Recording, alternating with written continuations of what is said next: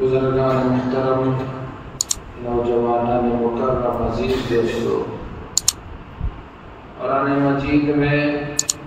بہت سی جگہوں پر اللہ رب ذوالجلال نے اپنے نبی صلی اللہ علیہ وسلم کے ساتھیوں کا ذکر خیر فرمایا، ان کے اوصاف اور ان کے کارناموں کو بیان فرمایا۔ اللہ رب ذوالجلال نے حضرات صحابہ کرام کی شان ایک جگہ پر بیان کی، وَعِبَادُ الرَّحْمَنِ الَّذِينَ يَمْشُونَ عَلَى الْأَرْضِ هَوْنًا۔ یہ اللہ کے رحمان کے نیک بندے صحابہ جب وہ زمین پر چلتے ہیں تو ہلکے ہلکے چلتے، اکڑتے نہیں، اتراتے ہوئے نہیں چلتے، کیونکہ اکڑ کر چلنے والا اپنی اکڑ سے نہ آسمان کی پہاڑوں کی بلندی کو چھو سکتا ہے اور نہ اکڑ کے چلنے والا اپنی زمین کو چیر سکتا ہے۔ تو یہ صحابہ نیک بندے یمشون علی الارض ہونا، جب چلتے ہیں زمین پر تو ہلکے سے چلتے ہیں، اور ایسی نیک صفات ان کے ہیں کہ جب وہ کسی جاہل کا ان سے سامنا ہوتا ہے،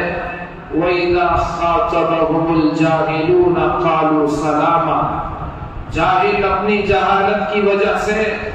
وہ ہر کسی سے الجھتا ہے، لڑتا ہے، جھگڑتا ہے۔ جہالت انسان کو اندھیرے میں ڈھکیل دیتی ہے، تو اندھیرے کی اس جہالت کی تاریکی کی وجہ سے انسان جھگڑالو بن جاتا ہے، اسے جینے کا سلیقہ اور ہنر نہیں آتا، نہ وہ اپنے ماں باپ کی قدر کرتا ہے،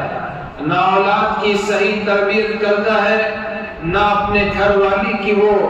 قدر کرتے ہوئے اس کے حقوق ادا کرنے والا ہوتا ہے، نہ اس کے ساتھ پڑوسی امن محسوس کر سکتے ہیں، اور نہ ہی رشتہ داروں کو اسے صلہ رحمی کی کوئی توقع ہوتی ہے،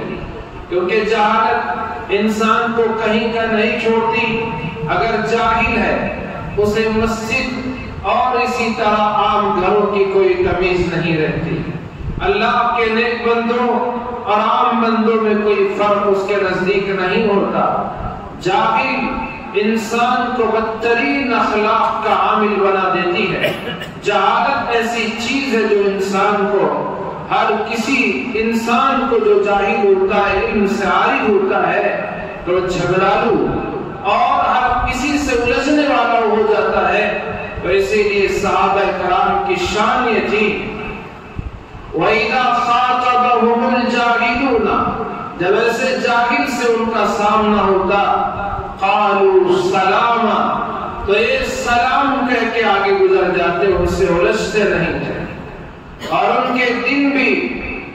اخلاق کے ساتھ، اچھے اعمال کے ساتھ، تو ان کی راتیں تو اللہ کے سامنے سجدہ کرنے کے لیے گزر جاتے ہیں۔ وَالَّذِينَ يَبِيتُونَ لِرَبِّهِمْ سُجَّدًا وَقِيَامًا، رات ان کی گزرتی سجدے میں گزرتی، رات ان کی گزرتی قیام میں گزرتی، رات ان کی گزرتی نمازوں میں گزرتی۔ سرکار دو عالم صلی اللہ علیہ وسلم حجرے مبارکہ سے باہر تشریف لائے، حضرت عمر کو دیکھا نماز پڑھ رہے تھے، بلند آواز سے قرآن کی تلاوت چل رہی تھی۔ سامنے صدیق اکبر کو دیکھا آہستہ قرآن پڑھتے ہوئے تہجد پڑھ رہے تھے۔ دونوں نماز سے فارغ ہو کر سرکار کی خدمت میں سامنے آئے۔ حضور نے حضرت ابوبکر سے پوچھا، آپ قرآن آہستہ کیوں پڑھ رہے تھے؟ انہوں نے جواب دیا، میں اس کو سنا رہا ہوں جو آہستہ بھی سنتا ہے۔ حضرت عمر سے پوچھا، تم اتنی بلند آواز سے قرآن کیوں پڑھ رہے تھے؟ حضرت عمر نے جواب دیا، میں قرآن کی آواز سے دوسروں کو بھی تہجد کے لیے، نماز کے لیے جگا رہا تھا۔ حضور نے دونوں سے فرمایا، عمر اپنی آواز تھوڑی دھیمی کر لو۔ حضرت صدیق سے فرمایا، تم اپنی آواز تھوڑی سی بلند کر لو۔ ان کی رات سجدوں میں گزرتی تھی، ان کی راتیں نماز میں گزرتی تھی، ان کی راتیں قیام میں گزرتی تھی۔ وہ مشہور واقعہ جو غزوہ غزوہ ذات الرقا سے واپسی کے موقع پر سرکار دو عالم صلی اللہ علیہ وسلم نے جب پڑاؤ ڈالنا چاہا، صحابہ سے پوچھا کون ہے جو رات میں پہرے داری کا کام کرے؟ دو صحابہ کھڑے ہوئے، ایک انصاری اور ایک مہاجر، دونوں نے کھڑے ہو کر کہا یا رسول اللہ یہ خدمت آج ہم انجام دیں گے، ہم رات میں پہرے داری کا کام کریں گے۔ اللہ کے نبی نے ایک جگہ پر ان کو متعین کر کے کھڑا دیا کہ فلاں چوٹی پر تم کھڑے ہو جانا، ادھر طرف سے دشمن کے آنے کا، حملہ کرنے کا اندیشہ ہے، تو اس لیے وہاں کھڑے ہو کر تم مسلمانوں کی حفاظت کرنا، پہرے داری کا کام انجام دینا۔ وہ دونوں طے کر کے چلے گئے اور دونوں نے آپس میں مشورہ کیا، رات دونوں مل کر جاگے، ہو سکتا ہے ایک وقت میں دونوں کو نیند آ جائے، اس لیے رات کو دو حصوں میں تقسیم کر لیں گے، ایک جاگیں گے اور دوسرا سو جائے گا۔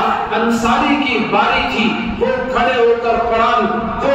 پہلے رات کا حصے میں ان کی باری تھی، انہوں نے سوچا بیٹھ کر گزاروں تو بھی رات گزر جائے گی، بجائے اس کے نماز پڑھو، قرآن کی تلاوت کرو، اس میں رات گزرے تو مزہ آئے گا۔ انہوں نے سوچ کر رکعت باندھ لی اور نماز میں سورہ کہف کی تلاوت شروع فرمائی۔ سورہ کہف جمعہ میں اگر انسان مسلمان پڑھتا ہے، سرکار دو عالم صلی اللہ علیہ وسلم نے فرمایا اس جمعہ سے اگلی جمعہ تک کے تمام فتنوں سے وہ محفوظ رہے گا جو سورہ کہف کی تلاوت کر رہا ہے۔ ہم نہ جمعہ میں اس کی تلاوت کرتے ہیں اور تلاوت کو کوئی معمول نہیں۔ حضرات صحابہ تلاوت کے اتنے شوقین تھے، حضرت ابو بکر رضی اللہ عنہ نے اپنے گھر کے صحن میں ایک جھونپڑی بنائی تھی جو ان کی اپنی مسجد تھی، گھر کی مسجد تھی، رات میں قرآن پڑھنے لگتے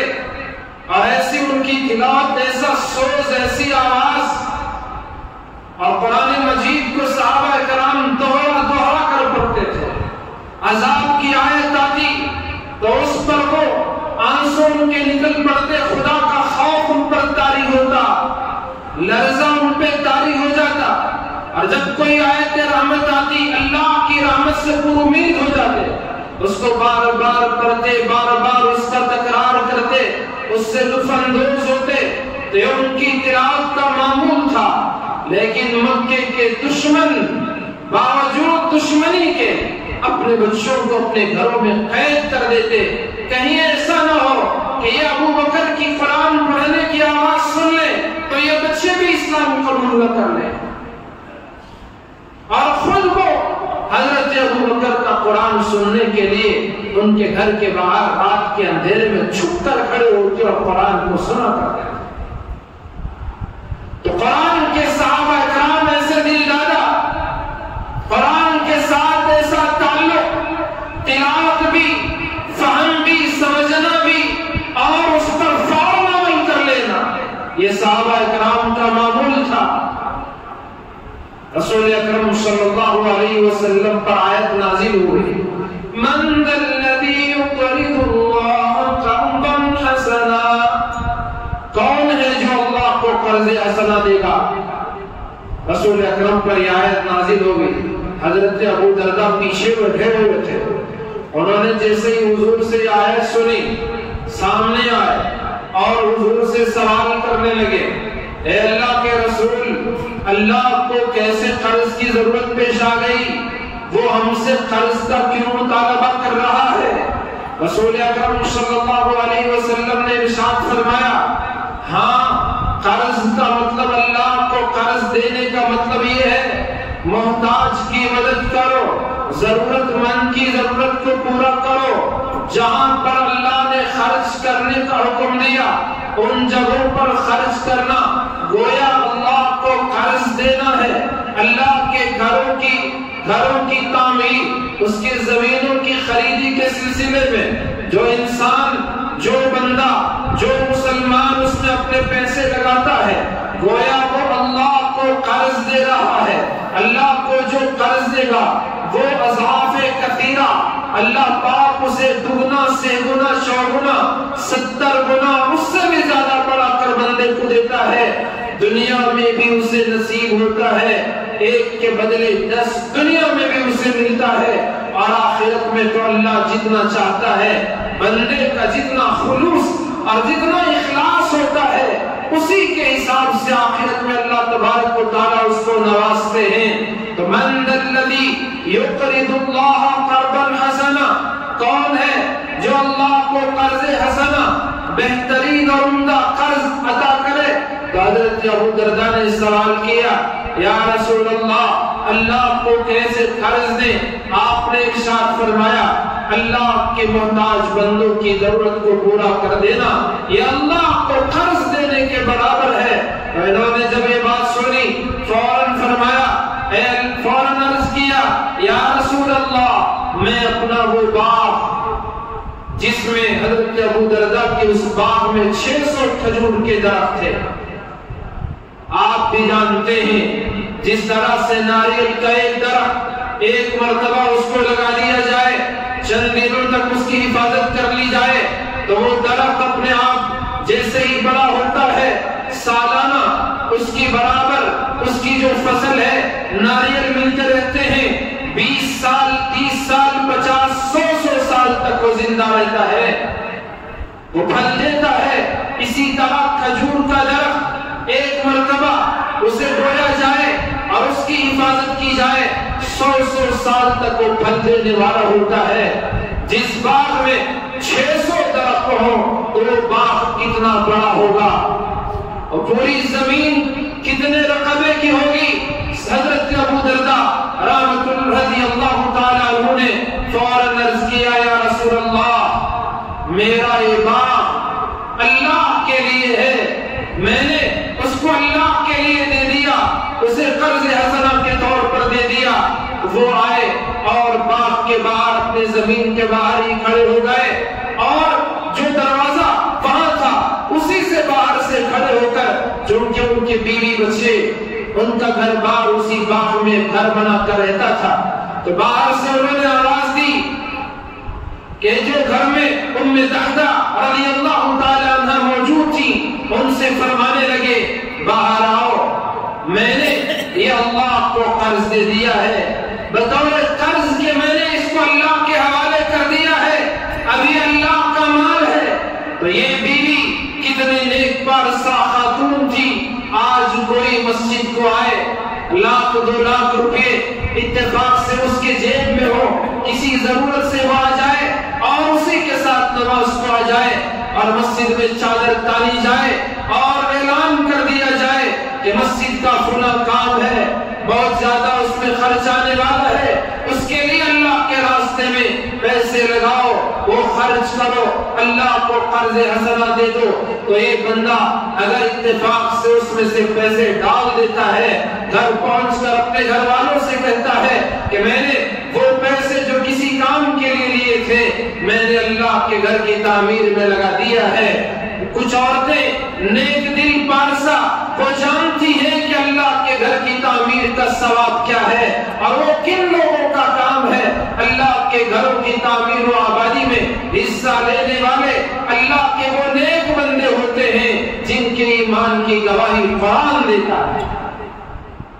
جو اللہ کے متقی پرہیزگار نیکوکار بندے ہوتے ہیں۔ تو کچھ عورتیں جو نیک ہیں سمجھتی ہیں وہ تو خوش ہوتی ہیں آپ نے بہت اچھا کام کیا، لیکن اکثر عورتیں وہ مال کے دل دادہ ہوتی ہیں، وہ زیور کی دل دادہ ہوتی ہیں۔ اگر شوہر یہ کہہ دے میں نے وہ پیسہ خرچ کر دیا، کہاں خرچ کیا؟ مسجد میں لگا دیا، کہاں خرچ کیا؟ مدرسے میں لگا دیا، کہاں خرچ کیا؟ کسی بیوہ کے انتظامات میں لگا دیا، بیمار کے علاج میں لگا دیا، یتیم پر خرچ کر دیا۔ وہ بیوی کہے گی تم نے یہ کیا کر دیا؟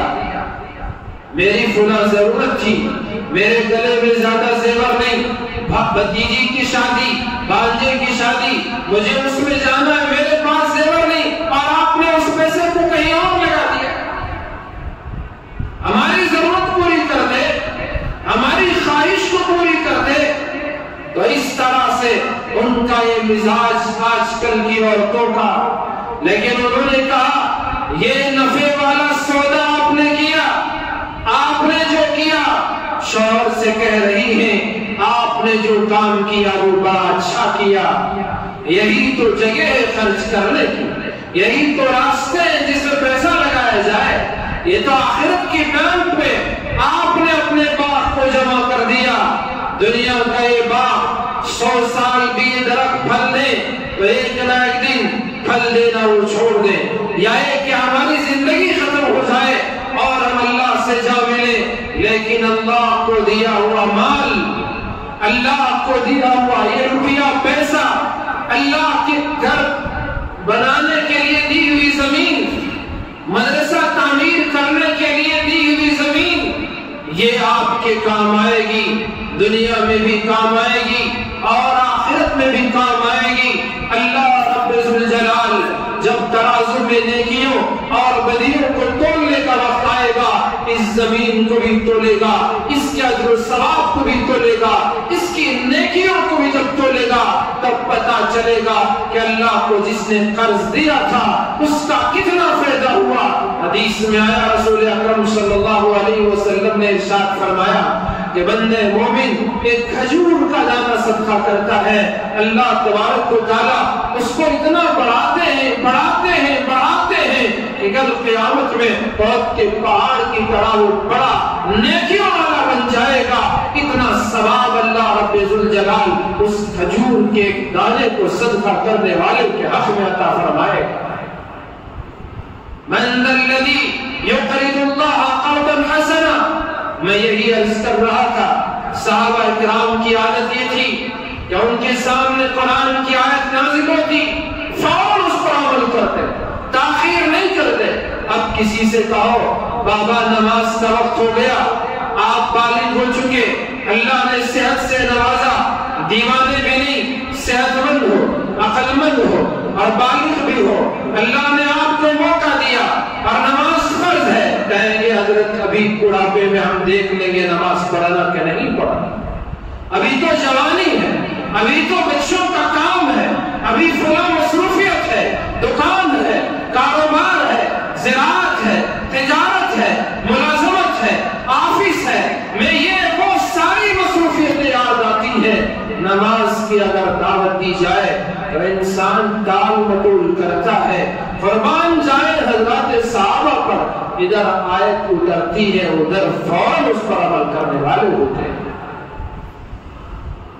امی جان حضرت عائشہ صدیقہ رضی اللہ تعالی عنہ فرماتی ہیں شام کا وقت تھا، آیت نازل ہوئی، اے نبی یا ایھا النبی قل لازواجک وبناتک ونساء المؤمنین یدنین علیہن من جلابیبہن، اے نبی آپ فرما دے اپنی گھر والیوں کو اور اسی طرح اپنی بیٹیوں کو اور مومنین کی عورتوں سے آپ کہہ دیں کہ وہ اپنے چہرے پر پردہ لٹکائیں، چادر ڈال۔ آج بعض نام نہاد پڑھی لکھی عورتیں چہرے کے پردے کو وہ شریعت کے پردے سے خارج کرنا چاہتی، بدن کا پردہ اسے تو مان لیا، چہرے کے پردے کو نہیں مانی۔ تو یہ آیت نازل ہوئی کہ اپنے چہروں پر پردہ لٹکائے۔ امی جان عائشہ صدیقہ رضی اللہ تعالی عنہ فرماتی ہیں شام کے وقت یہ آیت نازل ہوئی، اللہ کے رسول نے آیت پڑھی، مہاجرین نے بھی سنا، انصار نے بھی سنا، اپنے گھر گئے، گھر والوں کے سامنے اس آیت کو پڑھ کر سنایا۔ اللہ کے بندو ہفتے میں ایک مرتبہ آپ جمعہ میں مسجد کو آتے ہو، قرآن کی بات سنتے ہو، حدیث کی بات سنتے ہو، اللہ اور اس کے رسول اور صحابہ کے واقعات سنتے ہو، اولیاء اکرام کی شان سنتے ہو، ذمہ داری ہے جو کچھ آپ سنیں جائے اپنے گھر والوں سے اس کا تذکرہ کریں، اپنی بیٹیوں کے سامنے اس کو بیان کریں، اپنی بیوی کے سامنے اس کو بیان کریں، اپنے بچوں کے سامنے اس کو بیان کریں۔ ہمارے بچے اسکول اور کالج جاتے ہیں، جمعہ میں حاضری کا موقع نہیں ملتا، اور جو سلیبس ہے، جو نصاب ہے اسکول کالجوں کا، وہ تو دین سے دور کر دینے والا، ایمان سے ہٹا دینے والا، مسجدوں سے دور کر دینے والا۔ ایسے میں میری آپ کی ذمہ داری کہ ان کو کچھ دین کی بات بتائے، قرآن ان کے سامنے پڑھے، ان کو قرآن پڑھائے، قرآن سمجھے، ان کو سمجھائے، اور اس طرح اپنے گھر کو بھی دیندار گھرانہ بنائے، گھر میں دین کا ماحول پیدا کرے، ورنہ کل یہ اولاد پتہ نہیں کہاں جائے گی، کس کے ہاتھ کو تھام لے گی اور کون سا دین اختیار کر لے گی، اور اللہ تبارک و تعالیٰ کے دربار میں ہم کو جواب دینا پڑے گا۔ اللہ پوچھے گا، وہ میرے بندے، میں نے تجھے اولاد سے نوازا، بتا تو نے ان کی کیا تعلیم کا انتظام کیا، ان کی کیسی تربیت کی؟ ہمارے پاس کیا جواب رہے گا؟ کوئی جواب نہیں بن پائے گا۔ اس لیے اللہ کے بندوں، تو یہ جو کچھ صحابہ حضور سے سیکھتے، صحابیات بھی نمازوں میں آتی تھی، وہ خود بھی سنتی تھی، اور صحابہ ان کو جب وہ نہ پہنچتی، جو صحابہ سنتے وہ اپنے گھروں میں وہ سنا دیتے۔ صحابہ نے اس کو سنا، انصار نے بھی، مہاجرین نے بھی سنا کہ پردے کی آیت نازل ہو چکی ہے، چہرے پر کپڑا لٹکانا، اس پر چادر ڈالنے کی آیت نازل ہوئی ہے۔ یہ گھر گئے اور ان کو ان کے سامنے یہ آیت تلاوت کی، اللہ کا حکم بتایا کہ اب عورت چہرہ چھپا کر باہر جائے گی۔ جیسے ہی یہ آیت ان کے سامنے آئی، امی جان عائشہ صدیقہ رضی اللہ تعالی عنہا فرماتی ہیں، فجر کی نماز میں جب صحابیات آئی تو ان کے سروں پر کالے کالے نقاب تھے۔ شام میں آیت آئی، آیت نازل ہوئی، صبح فجر کی نماز میں پہنچتے ہیں، نقاب ڈال کر پہنچتے ہیں، پردے کے ساتھ پہنچتی ہیں۔ تو اس طرح کا ان کا یہ معمول تھا، جیسے ہی قرآن کا کوئی حکم آتا، اللہ کے نبی علیہ السلام کی طرف سے کوئی بھی ہدایت ان کے سامنے آتی، وہ تاخیر نہیں کرتے کہ چلو ابھی تو نازل ہوئی ہے، آج نماز پڑھ لیں گے، کل سے پھر پردے کا انتظام، صبح ہوگی کپڑا خریدیں گے، کہیں سے کپڑا لائیں گے، انتظام کریں گے، پھر پردے کی آیت پر عمل کریں گے۔ جی نہیں، راتوں رات انہوں نے اپنے نقاب تیار کر لے۔ صبح نماز ہوئی، پیچھے عورتوں کی صفیں، سامنے مردوں کی صفیں ہوا کرتی تھی۔ اللہ کے نبی علیہ السلام نے صحابہ سے فرمایا کہ تم انتظار کرو یہاں تک کہ صحابیات یہاں سے مسجد سے باہر چلی جائیں، بعد میں تم یہاں سے جانا۔ تو اس طرح پردے کا جو حکم نازل ہوا، فوراً اس پر انہوں نے عمل کر کے دکھایا۔ وہ کبھی کسی عمل کو کرنے میں تاخیر نہیں کیا کرتے، فوراً عمل کر لیتے۔ صحابہ کا بھی یہی معمول، صحابیات کا بھی یہی معمول، اور ہر موڑ پر صحابیات نے اللہ کے رسول علیہ السلام کا ساتھ دیا۔ قادسیہ کی لڑائی میں حضرت خنسہ رضی اللہ تعالی، جو امت مسلمہ کی مشہور شاعرہ گزری، ان سے بڑی شاعرہ اس امت میں پیدا نہ ہوئی۔ تو وہ قادسیہ کی لڑائی میں جب صبح کو لڑائی ہونی تھی، چاروں بیٹوں کو اپنے پاس بلایا اور ان چاروں سے کہا، میں نے تمہیں اس دن کے لیے تیار کیا ہے، آج اگر کام نہیں آؤ گے تو پھر کل تمہاری کوئی ضرورت نہیں، اللہ کے لیے لڑنے کے لیے تیار ہو جاؤ۔ میرے بھائیوں، ہمارے اندر بھی سب کچھ، ہر چیز کا جذبہ ہوتا ہے، مر مٹنے کا جذبہ ہمارے دل کے کسی نہ کسی گوشے میں ہوتا ہے، لیکن جب باری فوراً سامنے آتی ہے، موقع آتا ہے، تو ہم چاہتے ہیں کہ دیر سے ہماری موت آئے، دوسرا شہید ہو جائے، فلسطین کی سرزمین ہو، ملک شام کی سرزمین ہو، وہاں بسنے والے بھی تو مسلمان ہیں، وہاں ان کے بچے، وہ بھی تو بچے ہیں، انسانوں کے، ہمارے بھائیوں کے بچے ہیں، آج ان کے خون سے اس مقدس سرزمین کو رنگین کیا جا رہا ہے، اس مقدس سرزمین کو لال کیا جا رہا ہے، وہ مقدس سرزمین ہماری ماں و بہنوں کے خون سے رنگی جا رہی ہے، ہمارے بچوں کے خون سے رنگی جا رہی ہے۔ کیا جوان، کیا بزرگ، کیا بوڑھے، سب شہادت کا جام ایک کے بعد نوش کر رہے ہیں۔ کیا اس دھرتی پر ان کو جینے کا حق حاصل نہیں ہے؟ وہ تو جی رہے ہیں، ان کے اپنے مکانات تھے، ان کے اپنے خیمے اور جھوپڑیاں ہیں، ان بدبختوں نے ان جھوپڑیوں پر بم گرایا اور ان کو شہید کیا۔ وہ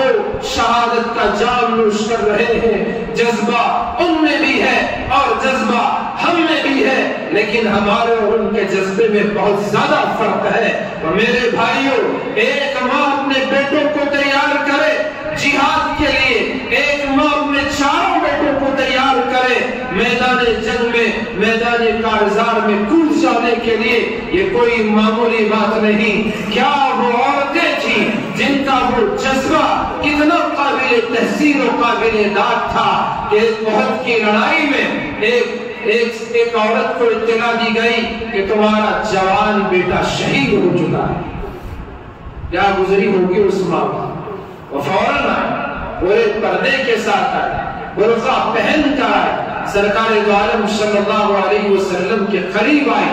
اور اس حالت میں ایک دوسرے صحابی نے اس عورت کو دیکھ لیا جس کا جوان بیٹا احد کی لڑائی میں شہید ہو گیا تھا، رضی اللہ عنہ ورضوا عنہ۔ تو ان سے اس صحابی نے کہا، کیسی عجیب عورت، اس کا جوان بیٹا شہید ہو گیا، لیکن یہ پورے پردے کے ساتھ آ رہی ہے۔ اس زمانے میں حالت یہ تھی کہ اگر کسی کو غم ہوتا، کسی کے گھر کوئی انتقال کر جاتا، کپڑے پھاڑ کر نوحہ کرتی تھی۔ عورتیں رونے والی، نوحہ ماتم کرنے والی عورتوں کا ہی الگ حال ہوتا، ان کی ڈیوٹی یہ کہ وہ نوحہ کرے، روئے، ماتم کرے، اس پر انہیں پیسے، انہیں درہم و دینار بھی ملتے تھے۔ زمانہ ایسا تھا، بیٹا جوان شہید ہوا، آج بھی کبھی کبھی ماں باپ کے سامنے بچے کی موت ہو جاتی ہے، جوان بیٹا انتقال کر جاتا ہے، بیٹی انتقال کر جاتی ہے، ماں باپ پر ایک غم کا، ایک صدمے کا پہاڑ ان کے سینے پر گویا موجود ہوتا ہے۔ ایسے موقع پر صبر کی بہت ضرورت پیش آتی ہے، لیکن ہماری مائیں گیلا کرتے ہوئے ایسے الفاظ اپنے زبان سے کہہ دیتی ہے جس کی وجہ سے ان کے ایمان کو خطرہ لاحق ہوتا ہے۔ اللہ کے نبی علیہ السلام کے فرزند ارجمند حضرت ابراہیم رضی اللہ عنہ کا انتقال ہوا۔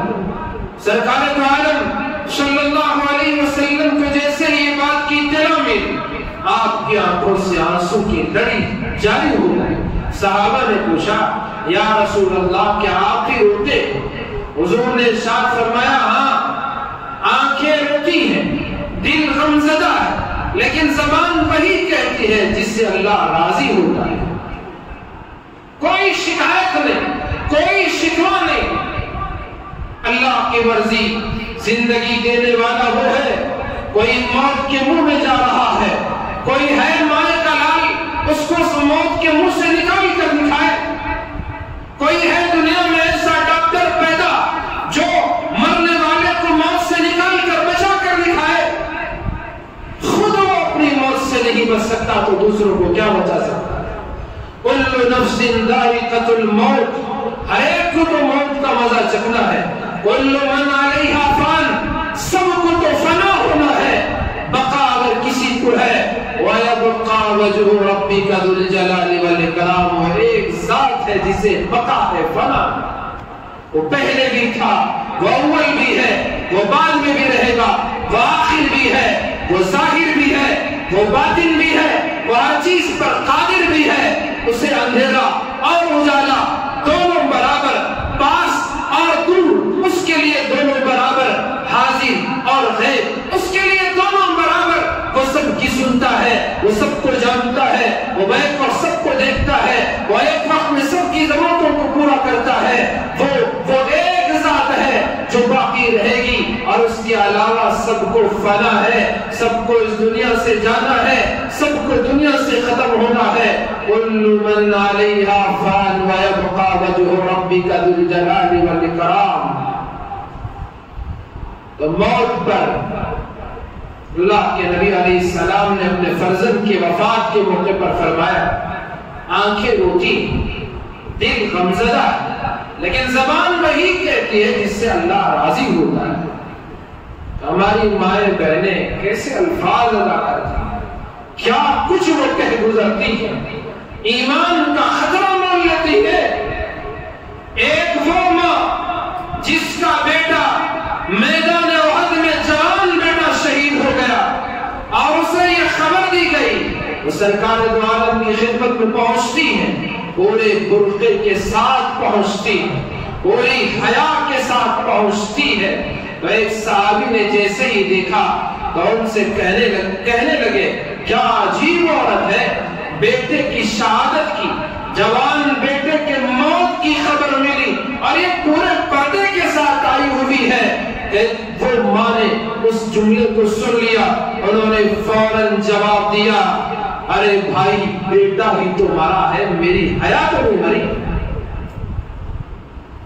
بیٹا تو گیا لیکن میری حیا تو نہیں گئی. کیا ان کی حیا کا عالم، کیا اللہ کے حکم کی پاسداری کا جذبہ، غم کا موقع ہو یا خوشی کا عالم، ہر موقع پر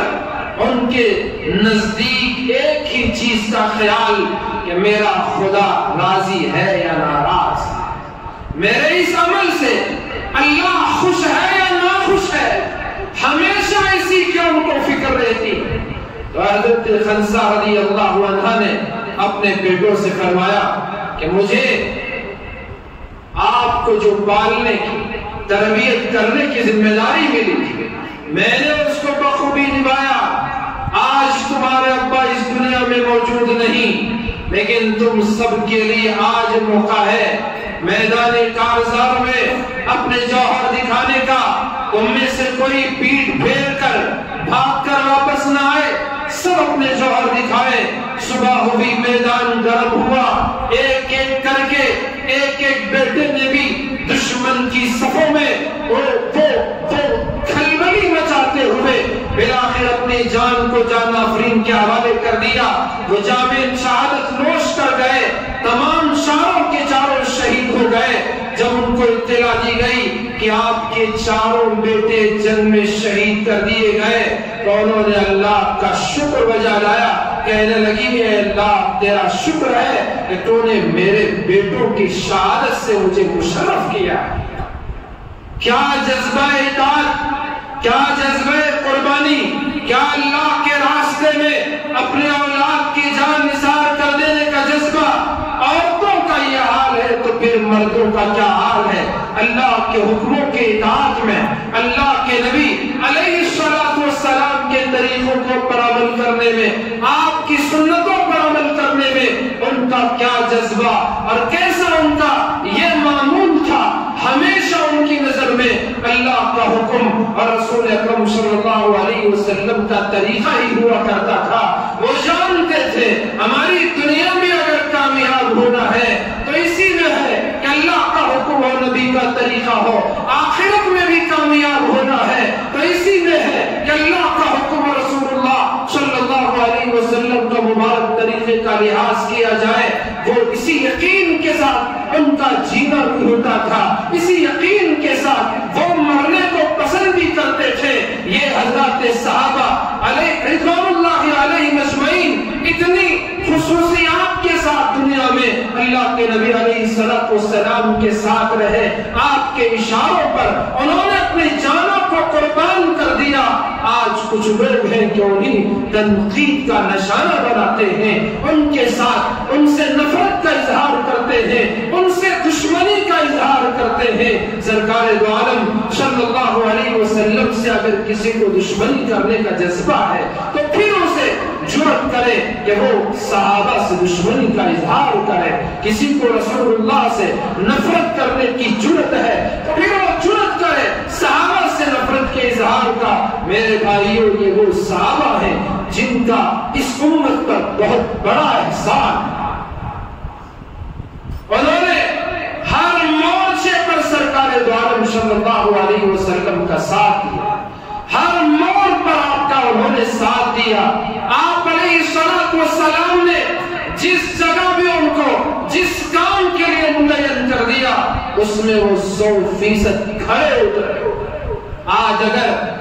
تاریخ کی کتابوں میں، صحابہ کی سیرت کی کتابوں میں اگر ہمیں ان کے آپس سے کچھ اختلافات ملے تو ہم اسے اچھالنے کی کوشش کریں،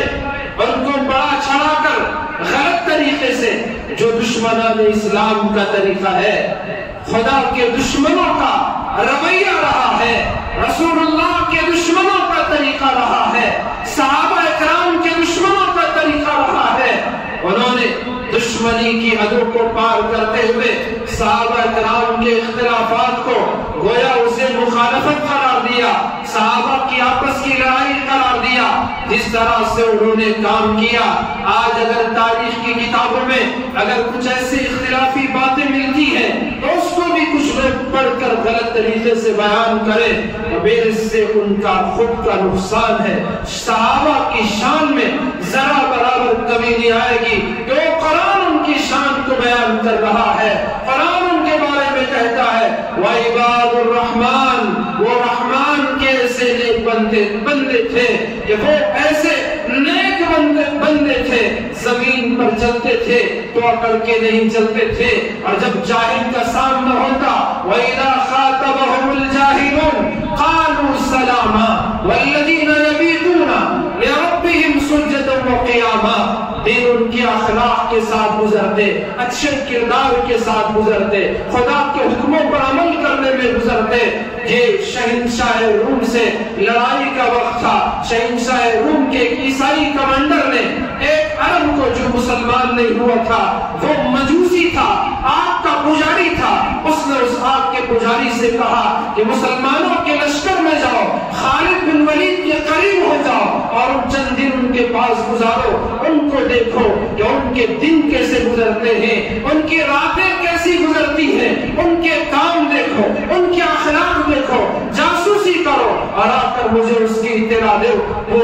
مجوسی، وہ آگ کا پجاری عربی النسل تھا لیکن مسلمان نہیں تھا، وہ آیا، صحابہ میں گل مل گیا اور اس نے اپنے آپ کو مسلمان ظاہر کیا۔ وہ کیا دیکھتا ہے، دن میں اتنے اخلاق اور میدان کارزار میں ایسے وہ شیروں کی طرح دہاڑتے ہوئے ڈرنے والے، اور جب رات آتی ہے قرآن کی تلاوت کرنے والے اور ایسا دل لگا کر قرآن پڑھنے والے کہ آیت عذاب آئے تو اسے رو رو کر پڑھنے والے، آیت رحمت آئے اللہ کی رحمت سے قلوبی ہو کر بار بار اس کی تلاوت کرنے والے، کیا قرآن ان کو سمجھنا آسان؟ انہوں نے رسول اللہ سے قرآن سمجھا تھا، رسول اللہ صلی اللہ علیہ وسلم ان کے معلم، ان کے مدرس اور ان کے استاد، میرے رب کی قسم آسمان و زمین نے اس جیسے استاد کو کبھی نہیں دیکھا، قیامت آ جائے گی اس جیسا استاد نہیں آئے گا۔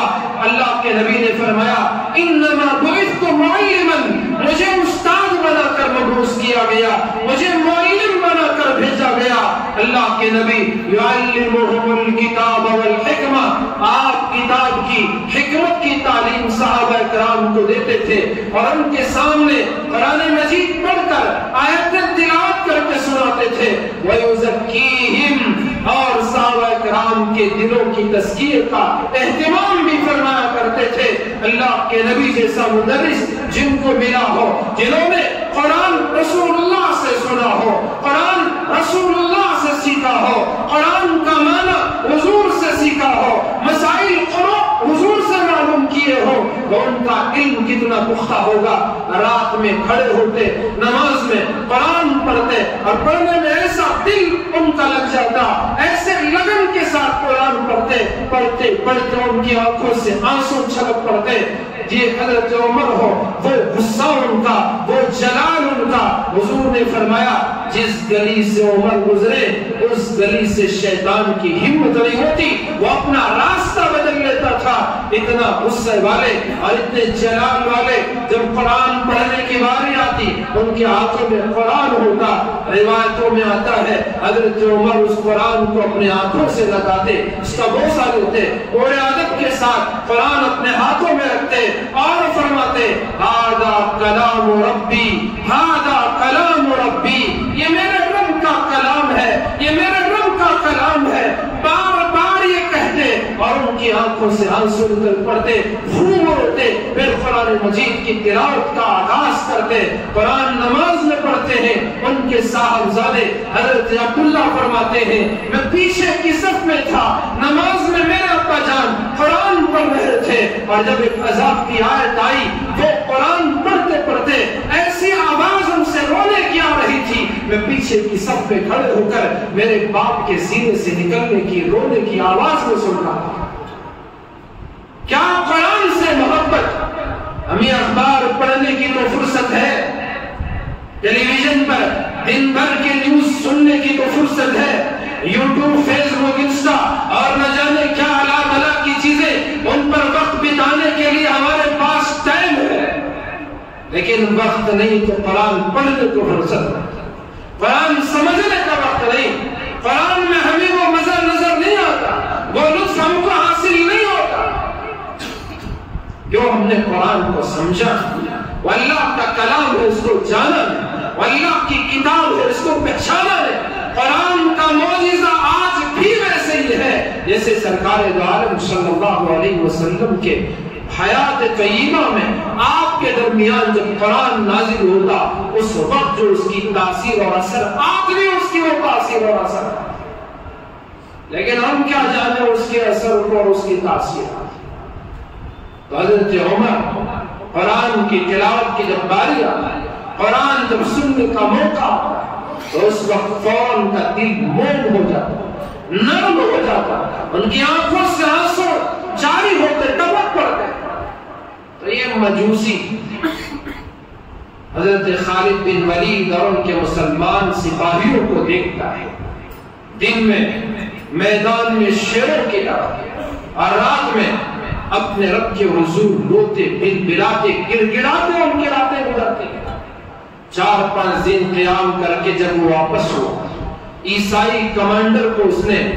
ان مسلمانوں کی، ان صحابہ کی رودات سنائی۔ جیسے ہی اس نے یہ سنا، اس نے فوراً کہا ان لوگوں سے ڈرنے کی مجھ میں جرأت نہیں، میں ان سے لڑ نہیں سکتا، میں ان کا مقابلہ نہیں کر سکتا۔ کیوں؟ دن میں شیروں کی طرح ہے اور رات میں رب کے سامنے رو رہے، اور ان کی کتاب قرآن سے ایسا ان کا عشق ہے جب وہ مرنے سے نہیں ڈرتے اور بزدلی ان کے قریب نہیں، اتنے جرأتمند ہیں۔ اور پھر اس نے یہ بھی بیان کیا انصاف ان میں اتنا ہے کہ اگر ان کا حاکم بھی چوری کرے تو اس کے بھی وہ ہاتھ کاٹ دیتے ہیں، ایسا انصاف کرنے والے۔ تو اس عیسائی کمانڈر نے کہا ان سے کوئی نہیں لڑ سکتا۔ حضرت عمر کے زمانے میں کیا روم، کیا ایران اور کیا دوسرے علاقے جو اس وقت کے سپر پاور تھے، پوری دنیا کی بڑی سی بڑی طاقت مسلمانوں کے آگے ٹھہر نہیں سکی۔ کیوں؟ والذین یبیتون لربہم سجدا وقیاما، کیونکہ ان لوگوں کے راتیں اللہ کے سامنے کھڑے ہو کر گزرتی تھی، سجدے میں گزرتی تھی۔ ایسے لوگ تھے ان کے آپسی معاملات میں جب ان کو کہیں خرچ کرنے کا موقع آتا، قرآن کہتا ہے والذین اذا انفقوا، جب خرچ کرنے کی باری آتی لم یسرفوا، اسراف بھی نہیں کرتے تھے، ولم یقتروا، اور اپنے ہاتھ کو باندھ کر تنگی کا بھی اظہار نہیں کرتے تھے، بلکہ کیا کرتے؟ وَكَانُوا بَيْنَ ذَلِكَ قَوَامًا، وہ درمیانہ پن، اعتدال، درمیانہ روی اختیار کرتے تھے۔ نہ حد سے زیادہ بے جا خرچ کرنے کا ان کا معمول تھا اور نہ بخالت ان کی طبیعت میں تھی۔ جہاں خرچ کرنے کی باری آتی، جیسے میں نے ابھی صحابی رسول کا تذکرہ کیا، اللہ کو کون قرض حسنہ دے گا؟ انہوں نے اپنے 600 درختوں کا کھجور کا باغ فرمانے لگے، عرض کرنے لگے یا رسول اللہ میں نے اس کو اللہ کے لیے دے دیا ہے۔ ایسے صحابہ خرچ کرنے کی باری آتی، حضرت ابو بکر سے پوچھو، سارا گھر جھاڑ کر وہ جو کچھ تھا اسے رومال کپڑے میں ڈال کر حضور کے قدموں میں پیش کر دیتے، لیکن جہاں خرچ کرنے کا حکم ہے وہاں خرچ کرتے، اور جہاں خرچ کرنا زیادتی کرنا اسراف ہو جائے گا، زیادہ خرچ کرنا گناہ ہے، تو وہ صاحب صحابہ کرام وہاں خرچ کرنے سے رکتے تھے، اسراف بھی نہیں اور اسی طرح تنگی اور بخالت بھی نہیں۔ آج ہمارے بیٹیوں کی شادیوں میں، بچوں کی شادیوں میں دسترخوان پر جتنا کھانا ہم پھینک کر ضائع کرتے ہیں وہ کتنے غریبوں کے کام آئے گا۔ وہ اللہ کے بندو، آج ایسے دور میں بھی مسلمان کھانا ضائع کر رہا ہے، مسلمان پیسے پانی کی طرح بہا رہا ہے۔ جہاں مسلمانوں کو مٹانے کی ساری پلاننگ بن چکی ہے، سارے خاکے تیار ہو چکے ہیں اور اسے امپلیمنٹ بھی کیا جا چکا ہے، ہر طرف سے سازشیں کی جا رہی ہیں، پھر بھی مسلمان ہوش کے ناخن لینا نہیں چاہتا۔ ہماری شادی محل میں جاؤ، کتنی برائیاں ہیں، کتنی واہیات ہیں، کتنا اسراف ہے، کتنا فضول خرچی ہے۔ اللہ کے عذاب کو دعوت دے رہے ہیں۔ اور کھانا دسترخوان پر پھینکانے والوں، کبھی فلسطین کے وہ معصوم بچے نظر نہیں آتے جو پتے چبا کر اپنا گزارا کرنے پر مجبور ہیں۔ ہم کتنے بے حیا بن چکے، ہماری غیرت مر چکی ہے، ہمارا ایمان کبھی کا جا چکا ہے، ہمیں کوئی خدا کا خوف نہیں، ڈر نہیں۔ وہ بھی تو ہمارے ہی بچے ہیں، بھوک سے ان کی حالت دیکھی نہیں جا رہی ہے، صرف چمڑا، کھال اور ہڈیوں کا ڈھانچہ ہے، گوشت ان کے جسم پر ہے ہی نہیں، زبان باہر نکلی ہوئی۔ ہمارے محلے میں، گلی میں ایک کتیا تھی، وہ کسی وجہ سے اس کے سانس کی بیماری تھی، جب گھر سے باہر میں نکلتا دل بہت مغموم ہوتا۔ اللہ کی مخلوق ہے، اس کو کھایا نہیں جا رہا ہے، لیکن اس کو پکڑنے بھی پریشانی، ڈاکٹروں کو کئی مرتبہ بلایا گیا، میں نے اس کو گھر میں نہیں پایا، باہر گلی میں رہنے والی، لیکن انسان ہے، انسان کے اندر دل ہوتا ہے اور وہ ہر مخلوق کے لیے بھی اچھائی بھلائی سوچتا ہے، تو اس کی وجہ سے اس کتیا کا حال مجھ سے دیکھا نہیں جا رہا تھا۔ بہرحال وہ تو اپنی بیماری میں مر گئی، اچھا ہوا کہ وہ مر گئی، لیکن جب تک وہ زندہ تھی تو اس کو دیکھنا مجھ سے نہیں ہو رہا تھا۔ میرے علاوہ دوسرے لوگ بھی تھے، اس کے بارے میں پریشان رہتے تھے اور ڈاکٹروں سے انہوں نے بھی رابطہ کیا، لیکن کوئی آ کر علاج کرنے کو تیار بھی نہیں تھا۔ میں یہ بھی نہیں کہہ رہا ہوں کہ گھروں میں لوگ کتے پالتے ہیں،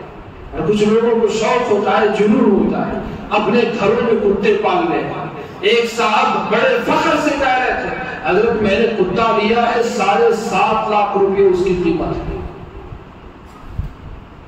کیا عجیب جنون ہے۔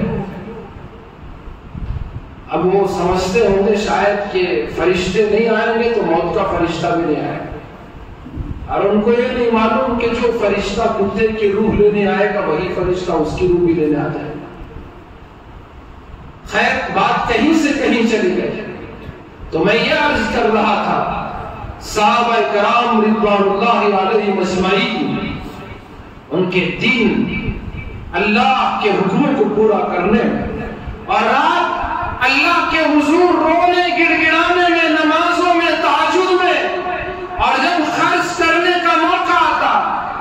اتنی فضول خرچی بھی نہیں کہ اللہ ناراض ہو جائے،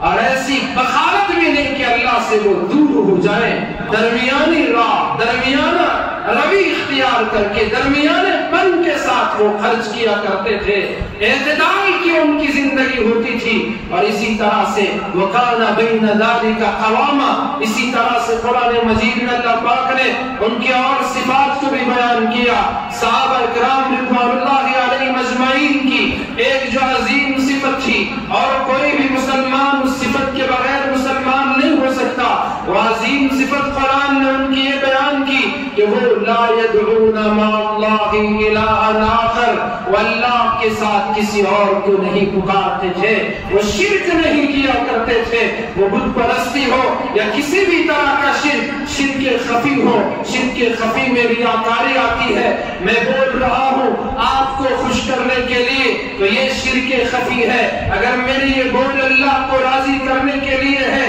تو پھر میں شرک خفی سے بھی بچ بچ کر اگر کوئی نمازی تہجد گزار رات میں نماز پڑھ رہا ہے یہ سوچ کر کے جماعت میں آیا ہوں اور ساتھی سو رہے ہیں مجھے دیکھ کر سمجھے کہ میں تہجد پڑھنے والا ہوں اور رو رو کر آنسو بہا کر دعا کر رہا ہے اور یہ سمجھ رہا ہے کہ لوگ مجھے سمجھیں کہ میں بڑا نیک ہوں رو رو کر دعائیں مانگنے والا ہوں ہاتھ میں بھی تسبیح ہے اور گلے میں بڑے بڑے دانوں کی تسبیح لٹکائے ہوئے ہے اور وہ یہ سمجھ رہا ہے کہ لوگ مجھے دیکھ کر سمجھیں کہ میں بہت بڑا عابد ہوں ذاکر ہوں اللہ کو یاد کرنے والا ہوں درود پڑھنے والا ہوں استغفار کرنے والا ہوں لوگ مجھے ذاکر سمجھیں اللہ والا سمجھیں لعنت ہے ایسی تسبیح پر لعنت ہے ایسے عبادت پر لعنت ہے ایسے بیان ذکر و نصیحت پر جو اللہ کے علاوہ کسی اور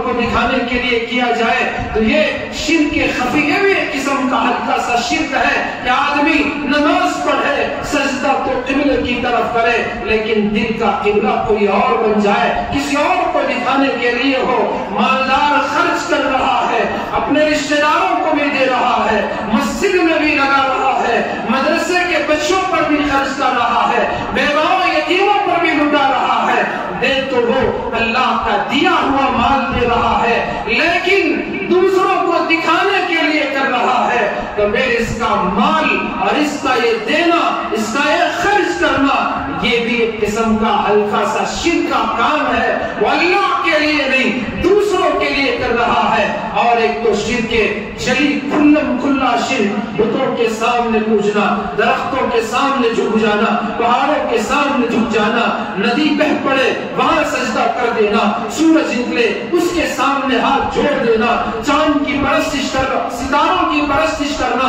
اس طرح کے زندہ مردوں کی پرستش کرنا یہ تمام کے تمام شرک ہے اور صحابہ کرام کی جو صفت قرآن نے بیان کی والذین لا يدعون مع اللہ الہا آخر واللہ کے علاوہ کسی اور کی عبادت نہیں کرتے اور کبھی بھی صحابہ کرام ناحق قتل کا ارتکاب نہیں کرتے کسی پر بھی وہ ناحق اپنا ہاتھ نہیں اٹھاتے اور اسی طرح زنا سے بدکاری سے وہ دور رہتے ہیں صحابہ کرام کی شان کو قرآن مجید میں اللہ رب ذوالجلال نے جگہ جگہ بیان فرمایا تو آج کچھ لوگ ان کے اختلافات کو پڑھ کر کسی بھی طرح سے ایسا پیش کرتے ہیں کہ صحابہ گویا آپس میں ان کی بہت رنجشیں تھیں ان کی عداوتیں تھیں نعوذ باللہ ثم نعوذ باللہ صحابہ پر جھوٹ بک کر وہ تم تک وہ راہ فرار اختیار کریں گے اللہ کے عذاب سے نہیں بچ پائیں گے خدا کی پکڑ سے نہیں بچ پائیں گے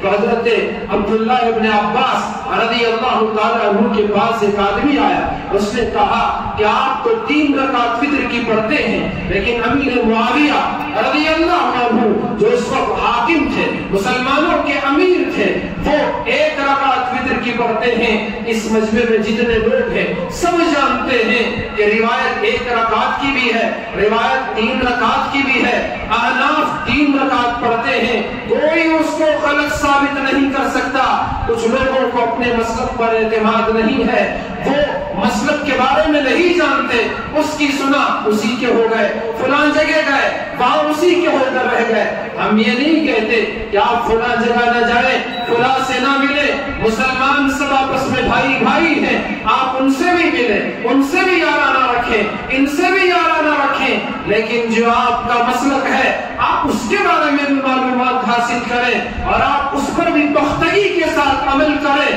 تو حضرت صحابہ کا یہی معمول تھا تو ایک صاحب نے حضرت عبداللہ ابن عباس وہ 3 رکعت فطر کی پڑھا کرتے تھے حضرت امیر معاویہ 1 رکعت پڑھتے تھے رضی اللہ عنہما اس صاحب نے کہا کہ وہ تو 1 رکعت پڑھتے ہیں حضرت عبداللہ ابن عباس رضی اللہ عنہما نے فرمایا چپ رہو خاموش رہو معاویہ رضی اللہ عنہ امیر معاویہ وہ سمجھدار ہیں فقیہ ہیں ان کو اللہ کے نبی کا کوئی عمل پہنچا ہو وہ عمل انہوں نے دیکھا ہو تبھی تو وہ کر رہے ہیں ایسا ہی اپنے آپ سے نہیں کر رہے ہیں تو صحابہ کرام حضرت عبداللہ ابن عباس مفسروں کے سردار ہیں ان کو رئیس المفسرین کہا جاتا ہے علم میں پختہ ان کو بھی اللہ کے نبی سے علم ملا وہ بھی عمل کرنے والے 3 رکعت پڑھنے والے تو اس طرح سے ان کے عمل میں جو اختلاف تھا